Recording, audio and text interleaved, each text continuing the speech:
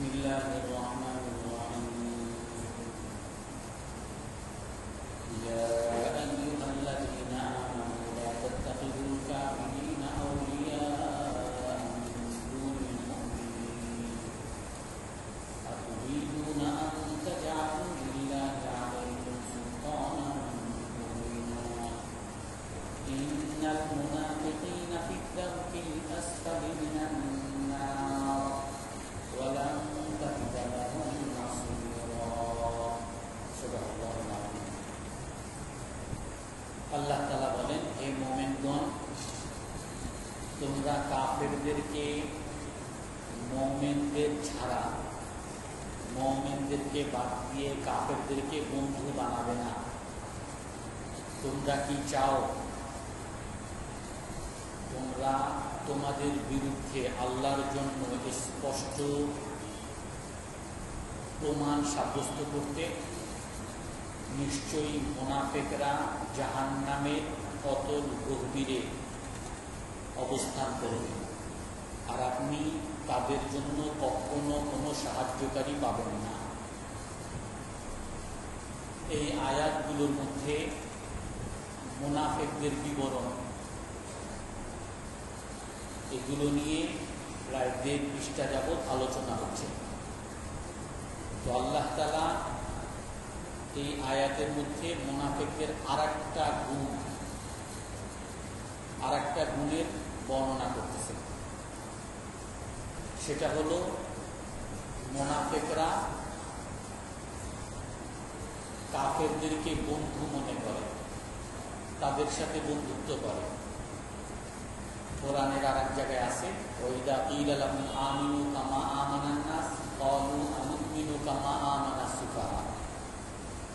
মুনাফিকদেরকে যখন বলা হয় যে তোমরা সাহাবারা যেরকম ঈমান আনছে তোমরা সেরকম ঈমান আনো, তখন তারা বলতে থাকে আনুমিনু কামা আমানাস সুফাহা। এই ব্যাকুল্লা নির্বোধরা যেভাবে না বুঝে বিশ্বাস করতেছে, কাল্পনিক জগতের উপর বিশ্বাস করতেছে, আমরাও কি সেগুলো বিশ্বাস করব? আলা ইন্নাহুম হুমুস সুফাহা। আল্লাহ তাআলা বলেন, এই মুনাফিকরাই, যারা বলে যে নির্বোধদের মতো আমরা কেন বিশ্বাস করব, কাল্পনিক জগতে বিশ্বাস করব, আল্লাহ বলেন এরাই আসলে নির্বোধ। আর তারা যে নির্বোধ এটা তারা জানে না। ওয়াইদা খালাউ ইলা শায়াতিনিহিম ক্বালু ইন্না মাআকুম ইন্নামা নাহনু মুস্তাহজিউন। আর এই সকল মুনাফিকরা যখন তাদের শয়তানের কাছে যায়, অর্থাৎ কাফের বন্ধুদের কাছে যখন যায়, নির্জনে যায়, তখন তারা বলে ইন্না মাআকুম, আমরা তোমাদের সাথেই আছি। ইন্নামা নাহনু মুস্তাহজিউন, আমরা এই যে মুমিনদের সাথে যে ঈমান আনার যে ভান করি, এটা হলো তাদের সাথে ঠাট্টা করা, তাদেরকে মশকারি করা। অর্থাৎ মুনাফিকদের একটা বড় গুণ হলো যে তারা মূলত কাফেরদের সাথে বন্ধুত্ব করে, আর বাহ্যিকভাবে তারা মুসলমানদের সাথে বন্ধুত্বের ভাব দেখায়। তো আল্লাহ তাআলা এটা খুব স্পষ্ট করে বলতেছেন, হে মুমিনরা, তোমরা কাফেরদেরকে, মুমিনদেরকে বাদ দিয়ে কখনো বন্ধু বানাবে না। এই কাফেরদেরকে শত্রু মনে করা, মুমিনদেরকে বন্ধু মনে করা, এটা ঈমানের একটা অঙ্গ। আপনি আল্লাহকে বিশ্বাস করেন, আপনি আল্লাহর উপরে ঈমান আনছেন, এর অর্থই হইল আন তুহিব্বা মান আহাব্বাহুল্লাহ, যে আল্লাহকে ভালোবাসে আপনি তাকে ভালোবাসবেন। আন তুবগিদা মান আবগাদাল্লাহ, যে আল্লাহকে অপছন্দ করে আপনি তাকে অপছন্দ করবেন। আল্লাহ যাকে ভালোবাসে আপনি তাকে ভালোবাসবেন, আল্লাহ যাকে অপছন্দ করে আপনি তাকে অপছন্দ করবেন। এটা হলো মুমিন হওয়ার শর্ত। স্বাভাবিকভাবে আপনি বিয়ে করছেন, আর আপনার স্ত্রীর সামনে যদি আপনার শ্বশুরের গালিগালাজ করেন যে তোমার আব্বা তো এইটা এইটা, তোমার আম্মা তো এরকম এরকম, তোমার বোন তো এরকম এরকম, তোমার ভাই তো এরকম এরকম, এই স্ত্রী কখনো আপনার সাথে বন্ধুত্বপূর্ণ আচরণ করবে, আপনাকে কখনো ভালোবাসবে? কখনো আপনাকে ভালোবাসতে পারবে না। বরং এখন তো অনেক সংসার এই জন্যই ভাঙ্গে, বলে তার সাথে আমার মিলে না, আমি এইটা খেতে চাই, সে আর একটা খায়, আমি আধুনিকতা পছন্দ করি, সে গ্রাম্য, সে শহরের কালচার বুঝে না, আমি শুদ্ধ ভাষায় কথা বলি, সে গ্রাম্য ভাষায় কথা বলে, আমি পার্টি করতে চাই, সে পার্টি পছন্দ করে না, আমি সিনেমা দেখতে চাই, সে হুজুরগিরি করে। অর্থাৎ স্ত্রী যেগুলা পছন্দ করে না, স্বামী যদি এগুলো অপছন্দ না করে তাহলে ওই স্বামীর সাথে সংসার টিকে না। এমনিভাবে স্ত্রীও ওই স্বামীর সাথে থাকতে পারবে না। স্বামী যাকে ভালোবাসে সেটাকে যদি স্ত্রী না ভালোবাসে, স্বামী যাকে অপছন্দ করে স্ত্রী যদি তাকে অপছন্দ না করে, তো ওই স্ত্রীও স্বামীর সাথে থাকতে পারবে না। কোনো স্ত্রী যদি সারাদিন শ্বশুরে গালিগালাজ করে, শাশুড়িরে গালিগালাজ করে, ননদ তার স্বামীর বোনদেরকে অকথ্য ভাষায় গালিগালাজ করে, ঝগড়া করে, অপছন্দ করে, এই স্বামী কি কখনো তারে ভালোবাসবে? কখনোই তার সাথে একটা সুসম্পর্ক হবে না।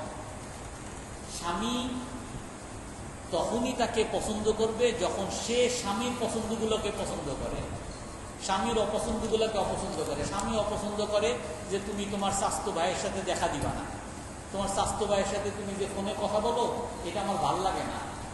সে যদি বলে তোমার ভালো না লাগার আমি কোনো তোয়াক্কাই করি না, তাহলে কি এই স্বামীর সাথে স্ত্রীর সম্পর্ক ভালো থাকবে? কখনোই থাকবে না। স্ত্রী যাকে অপছন্দ করে তার সাথে যদি সুসম্পর্ক রাখতে হয়, তো স্বামীকেও তাকে অপছন্দ করতে হবে, বা যদি অপছন্দ না করার কোনো কারণ থাকে তাকে বুঝাইতে হবে, কনভিন্স করতে হবে।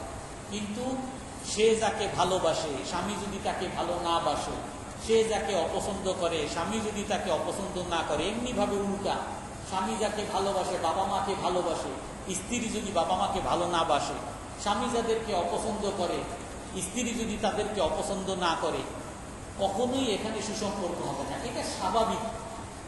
আপনি আপনার কর্মচারী কারে রাখবেন?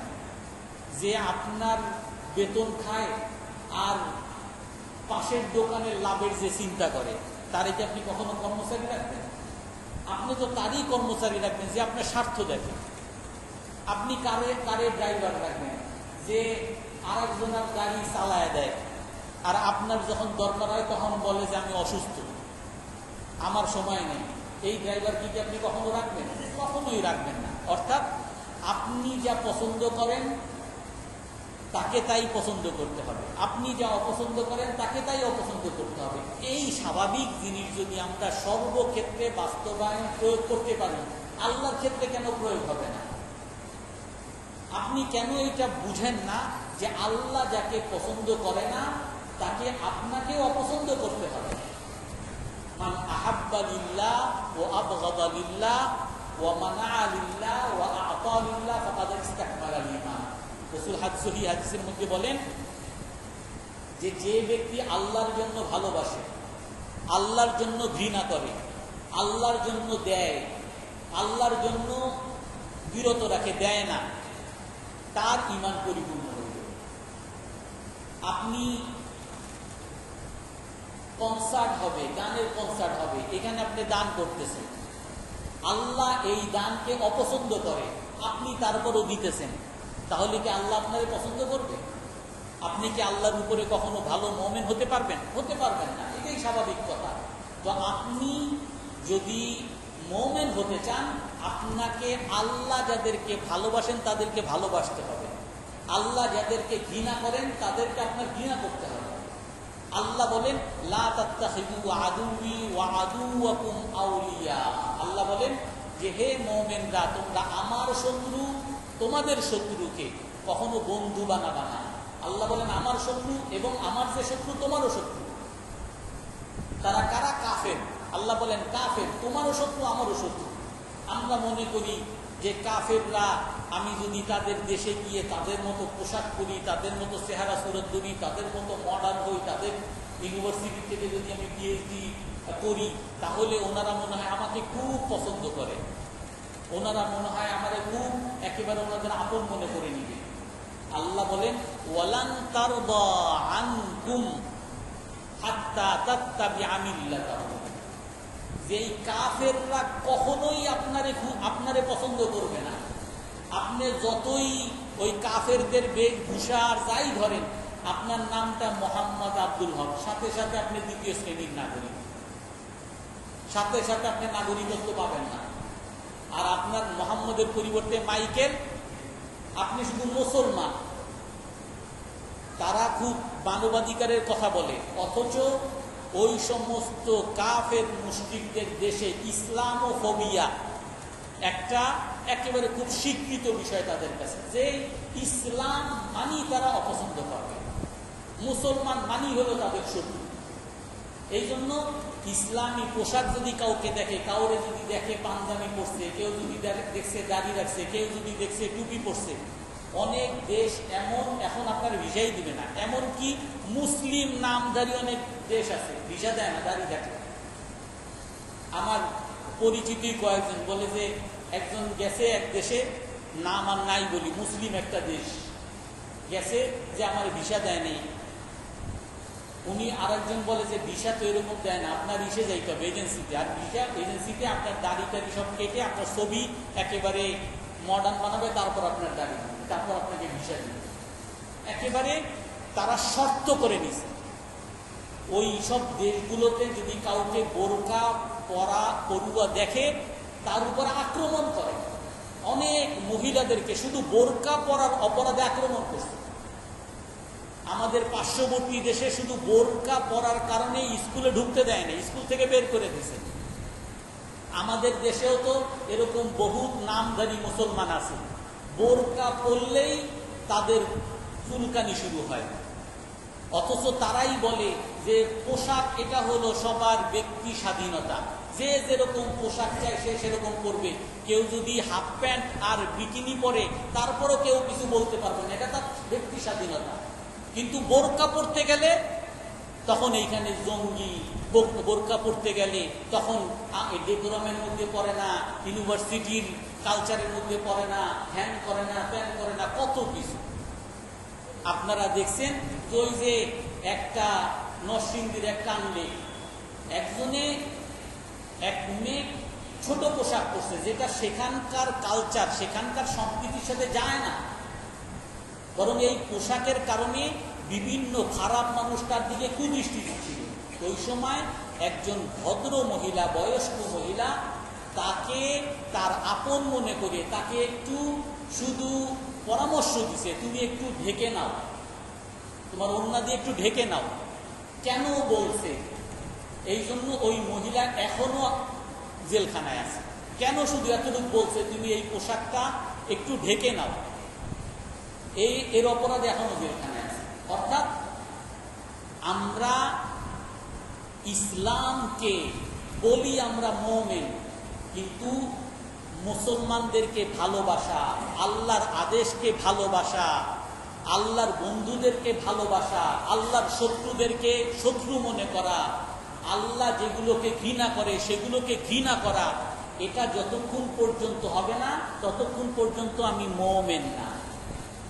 2-3 দিন আগে একজনের টক শো শুনছিলাম, সে বলে যে আমরা তো এখন নিজেদের মন গড়া একটা ইসলাম বানিয়ে নিছি, যে ইসলাম ব্যক্তি জীবনে থাকবে, ইসলাম সামাজিক জীবনে থাকতে পারবে না, ইসলাম রাষ্ট্রীয় জীবনে থাকতে পারবে না। তো এই আলেম বলে যে ইসলাম যদি আপনি মানতে চান, কোরআনের আয়াত আছে চোরের হাত কাটো, তো চোরের হাত কর্তন করা এটা কখনোই সম্ভব না, বা ইসলামের বিধানও আছে, তখনই এটা প্রয়োগ করা যাবে যখন ইসলামী সরকার হবে। আপনার আমার জন্য চোরের কর্তনের বিধান প্রয়োগ করা বৈধ না, জায়েজ নেই। তো তখনই হবে যখন ইসলামী সরকার হয়। তো আল্লাহর এই বিধান, চোরের হাত কর্তন, এই বিধান আপনি কেমনে প্রয়োগ করবেন যদি আপনার রাষ্ট্রে ইসলামী সরকার না থাকে? তো আপনি এইটা ইসলামী রাজনীতি, ইসলামী সরকার শুনলেই আপনি বলেন জঙ্গি। আপনার মুসলমান হতে হলে আপনার এই বিশ্বাসটা করতে হবে যে ইসলাম হলো পূর্ণাঙ্গ জীবনে। ইসলাম আপনার ব্যক্তি জীবনে যেরকম এমনিভাবে আপনার সামাজিক জীবনেও ইসলাম আছে, আপনার রাষ্ট্রীয় জীবনেও আপনার ইসলাম আছে। এই জন্য মুসলমান হতে হলে আপনাকে অবশ্যই আল্লাহর বন্ধুদেরকে ভালোবাসতে হবে, আল্লাহর শত্রুদেরকে ঘৃণা করতে হবে, শত্রুতা পোষণ করতে হবে। কিন্তু আমরা এখন কি করি, এটা আমরা হয়তো অনেকে বুঝে করে আর অনেকে না বুঝে করে। আমাদের দেশে অনেকে আছে, অনেকে না বুঝে করে, যে একজন আর দাড়ি দেখলেই যে এ হলো গোরা, অথবা একটা ট্যাগ সন্ত্রাসী অথবা জঙ্গি, ওই মানুষে বলছে সেও বলতেছে। অথচ এই দাড়িওয়ালা নবীর অনুসারী, তাকে আল্লাহ পছন্দ করে, রসুল পছন্দ করে। আপনি যদি আল্লাহর ভালোবাসা পেতে চান, এদেরকে ভালোবাসতে হবে। আর আপনি এদেরকে বাদ দিয়ে আপনি ভালোবাসেন কারে? ওই মেসিরে, ওই রোনাল্ডো, তারপরে ওই সুনীল গাভাস্কার, তারপরে বিভিন্ন খেলোয়াড়, এদেরকে আপনি ভালোবাসেন, এদের মতো আপনি চুল কাটেন। অথচ এরা কাফের, এদেরকে আল্লাহ অপছন্দ করে। খেলা হয়, আপনি মুসলিম দেশকে পছন্দ করেন না, আর অমুসলিম দেশকে আপনি সাপোর্ট করেন। আপনার কোনো মুসলমান, ওলামায়ে কেরাম এই আয়াতগুলোর আলোকে বলে, কোনো মুসলমানের কাছ থেকে যদি আপনার কষ্ট পান, কোনো মুসলমান যদি আপনার সাথে অন্যায় করে, তারপরও সেই মুসলমানকে আপনার ভালোবাসতে হবে ওই কাফের চেয়ে, যেই কাফের আপনাকে উপকার করতেছে। আপনি যদি মনে করেন কাফের আমার উপকার করতেছে, তো কাফের আমার বন্ধু। আল্লাহ বলেন কাফের কোনোদিনও তোমার বন্ধু না। মনে করতেছো তুমি হয়তো এখন বন্ধু, কিন্তু সে যখন সুযোগ পাবে তোমাদের সকলকে উঠায় দিবে। আমাদের দেশে যদি ধরেন, আমরা মুসলমানদের মতো অসাম্প্রদায়িক জাতি পৃথিবীর কোথাও নাই। আরো এই হিন্দুরাই, এবং ওই একজন বড় লেখক, সে লেখছে মুসলিম এই ইন্ডিয়ায় 800 বছর মুসলমানরা শাসন করছে। মুসলমানরা যদি সাম্প্রদায়িক হতো, তাহলে এই 800 বছর পরে পুরা ভারত উপমহাদেশে, ইন্ডিয়ায় কোনো হিন্দু পাওয়া যাওয়ার কথা না, কোনো হিন্দু থাকার কথা না। অথচ বিরাট একটা সংখ্যক হিন্দু। এখনো আপনারা হয়তো অনেকেই শুনবেন অনেক জায়গায় যে মুসলমানদের, তারাও বলে, এই হিন্দুরাই বলে, মুসলমানদের শাসনামলে হিন্দুরা যতটা শান্তি, যতটা নিরাপত্তা পেয়েছিল, হিন্দু শাসনামলেও তারা এই নিরাপত্তা পাচ্ছে না। সারা পৃথিবীতে যত জায়গায় এখন আমাদের দেশে আপনি দেখেন না, আমাদের দেশে যত হিন্দুরা আছে, খ্রিস্টানরা আছে, বৌদ্ধরা আছে, কোনো একটা মুসলমানের অন্তরে তার জন্য কি বিদ্বেষ আছে? বা কোনো একটা হুজুর, কোনো একটা মসজিদের খতিব বা কেউ কি বলে এরা আমাদের শত্রু, এদেরকে পিটাও বা এদেরকে ঠকাও, এদেরকে? ইসলামী তো এই কথা নাই। ইসলামী হলো নিরাপত্তা নিয়ে, যে আপনার দেশে অমুসলিমও যদি থাকে, আপনি তার সাথে ইনসাফের আচরণ করবেন, তার উপরে জুলুম করতে পারবেন না।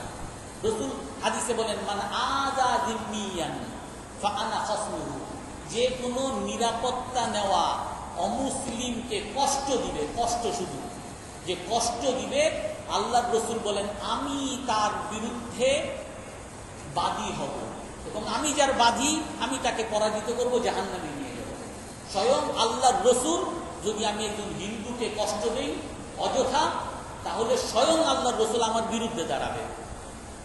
আরো সহিহ হাদিস আছে, মান কাতালা মুআহিদান লাম ইয়ারিহ রাইহাতাল জান্নাহ, যে কোনো নিরাপত্তা নেওয়া অমুসলিমকে হত্যা করে, সে কোনোদিন জান্নাতের ঘ্রাণও পাবে না। এরকম কথা কোন ধর্মে আছে? আর আমরা আমাদের দেশের সংস্কৃতি দেখি, আমরা অমুসলিমদের সাথে কিরকম আচরণ করি। কাউকে আমাদের পাশাপাশি থেকে কোনো সময় আমরা তাকে ভিন্ন ভাই অথবা সে অন্য কোনো জাতি, এটা আমরা তাদেরকে কখনো বুঝতেও দিই না।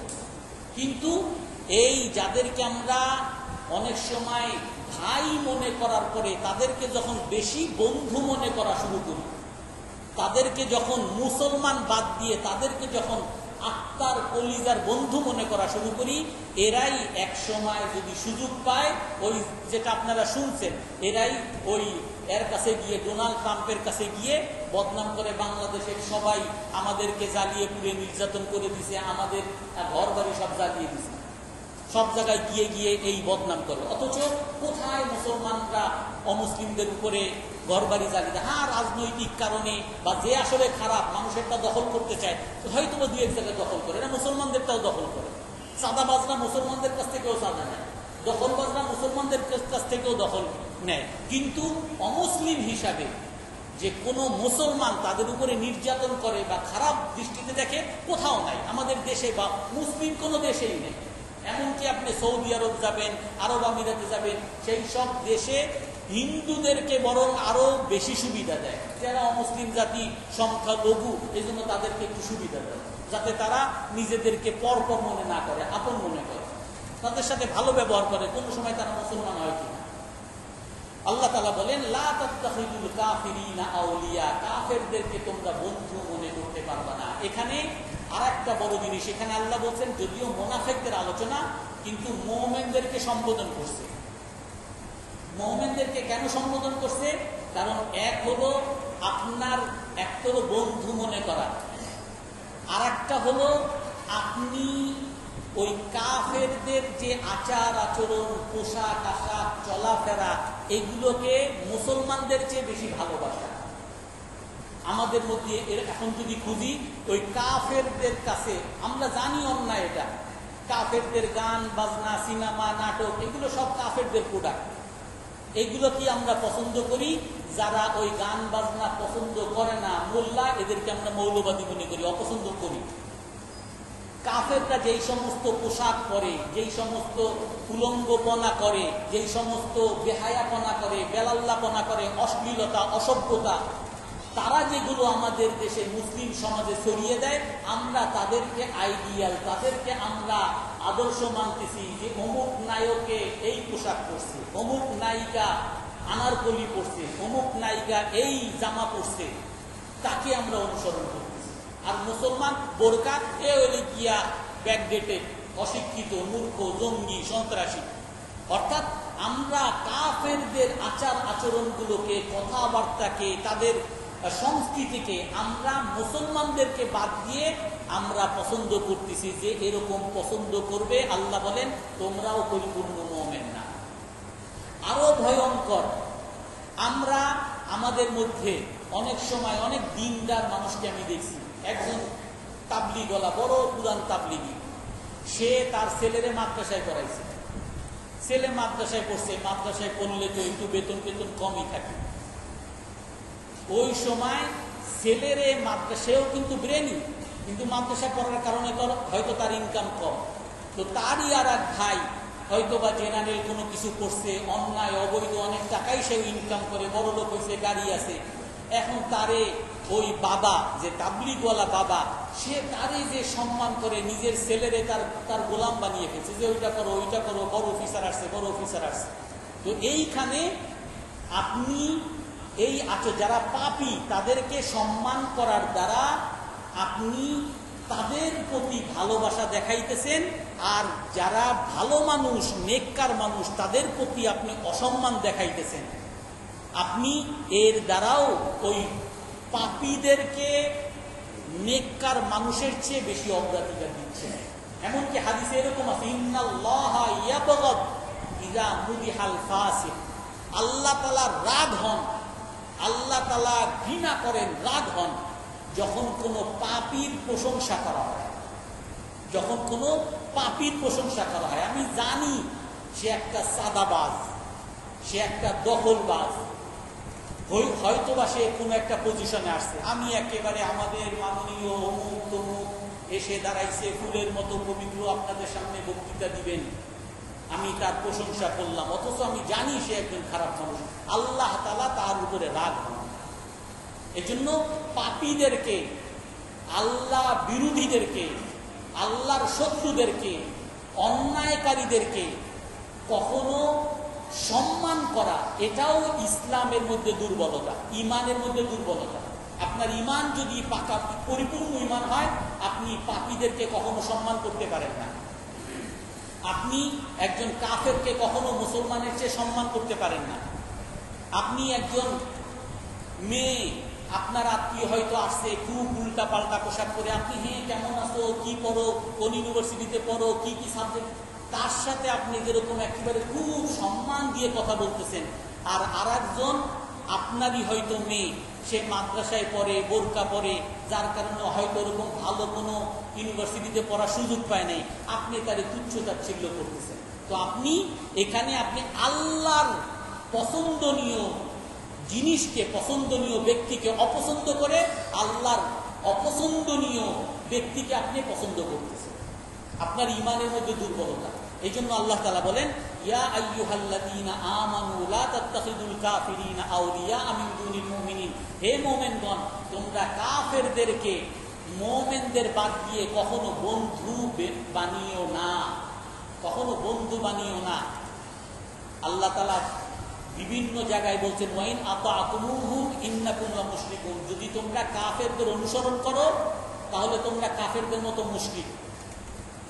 ওয়ামিনান নাসি মান ইউজাদিলু ফিল্লাহি বিগাইরি ইলমিন ওয়ালা হুদান ওয়ালা ফি সাবিল ওয়ামান কুতিবা আলাইহি আন্নাহু মান তাওয়াল্লা। আল্লাহ বলেন, যে নাকি কাফেরদের অনুসরণ করে, কাফেরদের পক্ষে ওকালতি করে, তাকেও ওই কাফেরদের অন্তর্ভুক্ত মনে করে নেওয়া হবে। ইন্নাকুম ইদাম মিসলুহুম, কাফেররা এক জায়গায় মুসলমানের সমালোচনা করতেছে, আল্লাহর বন্ধুদের সমালোচনা করতেছে, আর আপনি ওখানে যদি চুপ থাকেন, প্রতিবাদ না করেন, আল্লাহ বলে ইন্নাকুম ইদাম মিসলুহুম, তুমিও ওই কাফেরের মতো হয়ে গেছে।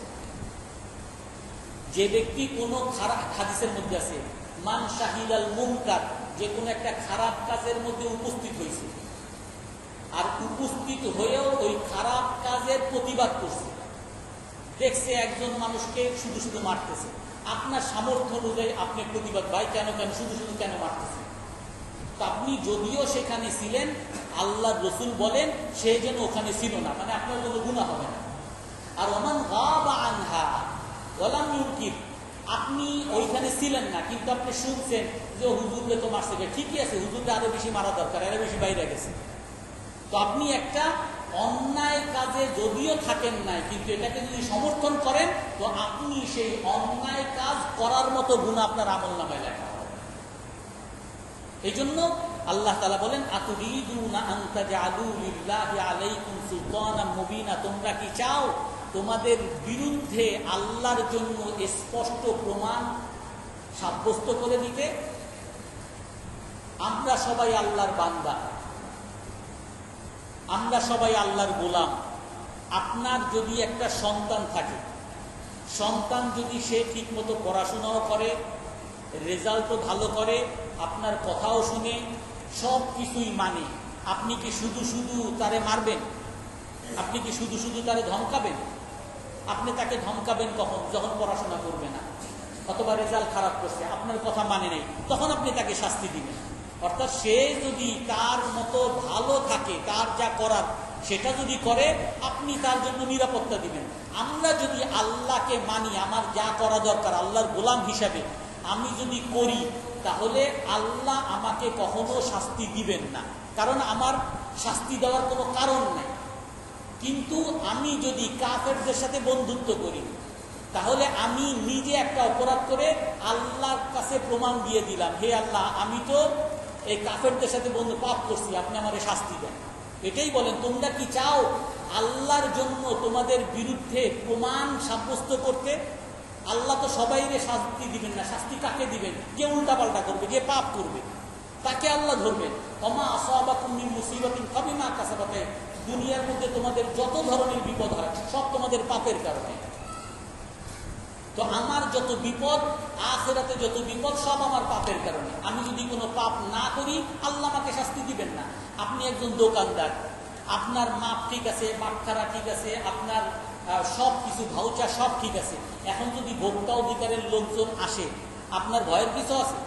যে দেখেন আপনি আপনার গাড়ির সমস্ত কাগজপত্র ঠিক আছে, এখন যদি সার্জেন্ট আসে, আপনার কোনো ভয়ের কিছু আছে? দেখেন, যা দেখার দেখেন, আপনার কোনো ভিতরে কোনো আতঙ্ক লাগবে না। কিন্তু আপনার যদি কাগজ উল্টাপাল্টা থাকে, আপনার ভয় শুরু হয়ে যাবে। তো সার্জেন্ট ধরার সাথে সাথে আপনার তখন ভয় শুরু হয়ে যাবে, সে আপনার ফাইন করবে। আপনি ফাইন তাকে করার, শাস্তি তাকে দেওয়ার আপনি সুযোগ করে দিচ্ছেন। কেন আপনার কাগজপত্র আপনি আপডেট করেন নাই, ঠিক করেন নাই? তো আল্লাহ তাআলা বলেন যে তোমরা কাফেরদের সাথে বন্ধুত্ব করো না। যদি তোমরা কাফেরদের সাথে বন্ধুত্ব করো, আল্লাহকে শাস্তি দেওয়ার জন্য তোমরা তাকে প্রমাণ দিয়ে দিলা। আল্লাহ তো ইনসাফগার, আল্লাহ তো ন্যায় বিচারক। যে ভালো করবে আল্লাহ তাকে সাহায্য করবেন, আল্লাহ তাকে বদলা দিবেন, আল্লাহ তাআলা তাকে জান্নাত দিবেন। কিন্তু যে পাপ করবে আল্লাহ তাআলা তাকে শাস্তি দিবেন, দুনিয়াতেও শাস্তি দিবেন, আখিরাতেও শাস্তি দিবেন। এখন আমরা সবাই কাঁদি যে হে আল্লাহ, আমরা মুসলমান, আমরা মুমিন, নামাজ পড়ি, রোজা রাখি, তারপরও আপনি কেন আমাদেরকে এরকম গরিব বানিয়ে রাখছেন, আমাদেরকে অনুন্নত বানিয়ে রাখছেন, আমাদেরকে নিষ্পেষিত বানিয়ে রাখছেন।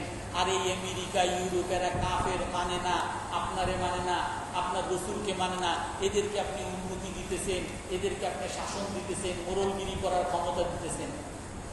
আমরা আল্লাহরে যে এই কথা বলবো, এই কথা বলার কোন মুখ আমাদের আছে?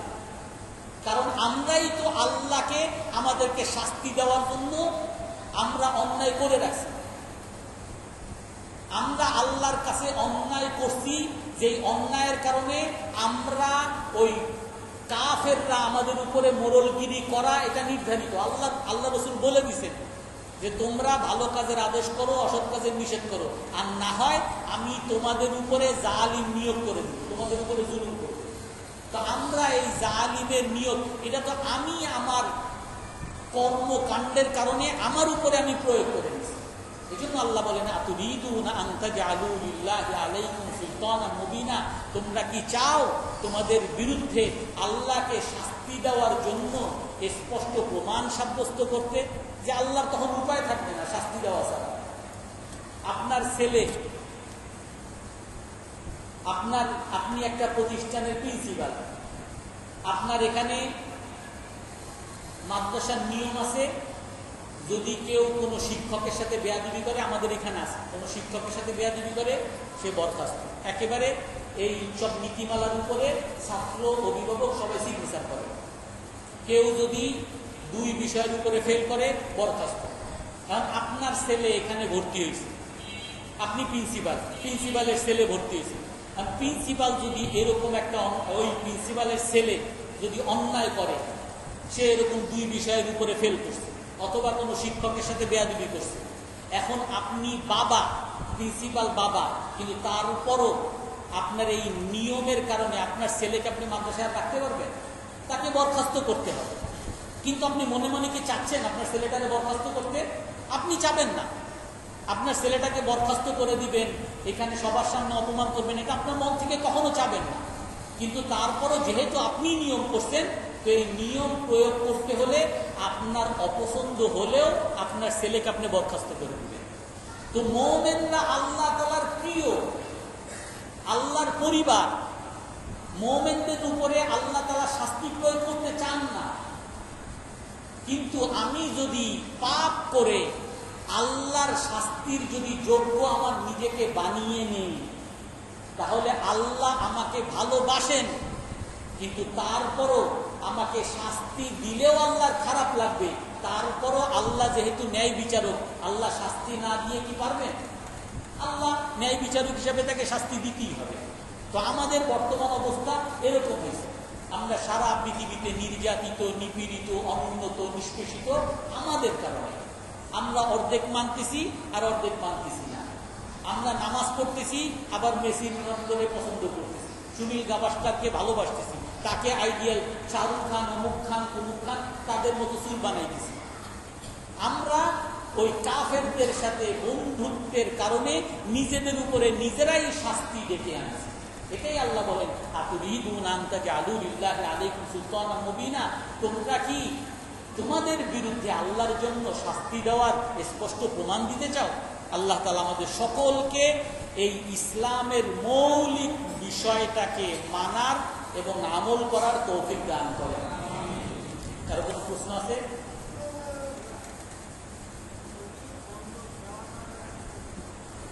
জমি বন্ধক দেওয়া নেওয়ায় কোনো সমস্যা নাই, যে কোনো বন্ধক আপনি দিতে পারেন। কিন্তু সমস্যা যেটা আমাদের সমাজে যেটা প্রচলিত সেটা হলো বন্ধক দেয় আর এর বিপরীতে টাকা নেয়, বা ওই বন্ধকের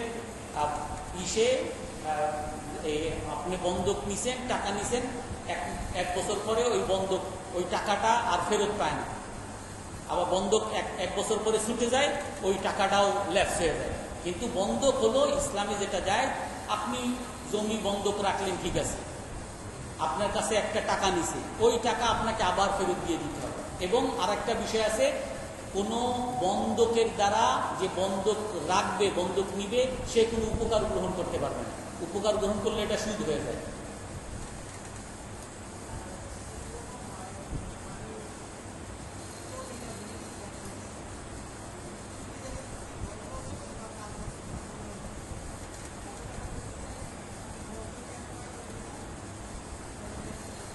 ওইটাই, এটার নাম বন্ধক না। আপনি হয়তোবা যদি এই বন্ধক নেন, এটা হারাম হয়ে যাবে। আপনি হয়তো করতে পারেন এরকম যে আমি 5 বছরের জন্য আপনার কাছ থেকে ভাড়া নিব, ভাড়া 5 বছরে আমি প্রতি বছরে আপনারে 5,000 টাকা করে ভাড়া দিব বা 10,000 টাকা করে ভাড়া দিব, এইভাবে ভাড়া দেন। আপনি অ্যাডভান্স যদি নেন, অ্যাডভান্সও নিতে পারেন। কিন্তু আপনি ওই বন্ধক, তোমার কাছে জমি বন্ধক রাখলাম, আর তুমি আমার এই 10,000 টাকা দাও, তুমি 2 বছর খাবা, খাই খেলাসি না কি বলে, 2 বছর পরে তুমি আমার জমি আমাকে আবার ফেরত দিবা। এই বন্ধক রেখে কোনো উপকার গ্রহণ করা নেওয়া যায় না। এর হালাল পথ হলো আপনি ভাড়া নিবেন, ভাড়া নিয়ে তারপরে করবেন। জি, অজু ছাড়া মুখস্থ কোরআন শরীফ করা যায়। জি, শোনাও যায়, সমস্যা নেই। শুধু ধরাটা হইল না যায়, ধরতে হইলে আপনাকে অজু করে নিতে হবে। লাই আমার সুহরিদের মতো হবে। আর কোনো প্রশ্ন আছে? হ্যাঁ হ্যাঁ, কোরআন হিসাবে কোরআন ধরাও যায় নাই, এবং যদি অপবিত্র অজু না, যদি ওইরকম গোসল ফরজ হয়ে থাকে, ওই সময় কোরআন পড়াও যায় না। হ্যাঁ, শোনাও যায় না, ওই সময় পড়া যায় না কি বলুন। বাকি শোনা তো অনেক সময় এমনি কানে চলে আসে। আর ওই জুনুবি অবস্থায়, অপবিত্র অবস্থায়, মানে গোসল ফরজ অবস্থায় কি জিজ্ঞেস করছেন জানো? দোয়া, আপনার যে কোনো অন্য দোয়া পড়তে পারবেন, কিন্তু কোরআন শরীফ হিসেবে, কোরআন শরীফের আয়াত হিসেবে পড়বেন। বাকি এমনি দোয়াটা করা যায়। জি,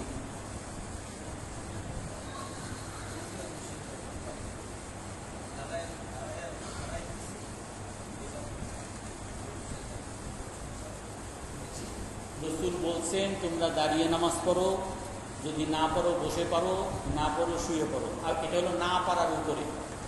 আপনি যদি না পারেন রুকু করতে, না পারেন সেজদা করতে, সমস্যা নেই, আপনি যেরকম পারেন। ঠিক আছে, এখন যদি আপনি সেজদায় গেলে যদি আপনার সমস্যা বলতে আপনার যদি এই যেই অসুখ আছে এটা বাড়ে, কারণ এখন সমস্যার বিভিন্ন রকম ব্যাখ্যা করে। অনেকে আইসা চেয়ারে নামাজ পড়ে, অথচ সে হেঁটে আসতেছে, দাঁড়াতে পারে, রুকু করতে পারে, সেজদা করতে পারে, সে বলে আমার সমস্যা। এই সমস্যায় চেয়ারে নামাজ পড়া বৈধ হয় না। যে একেবারে না পারা অসম্ভব, সেই সব ক্ষেত্রে বৈধ হয়। সুবহানাকাল্লাহুম্মা ওয়া বিহামদিকা আশহাদু আল্লা ইলাহা ইল্লা আনতা আস্তাগফিরুকা ওয়া আতুবু ইলাইক।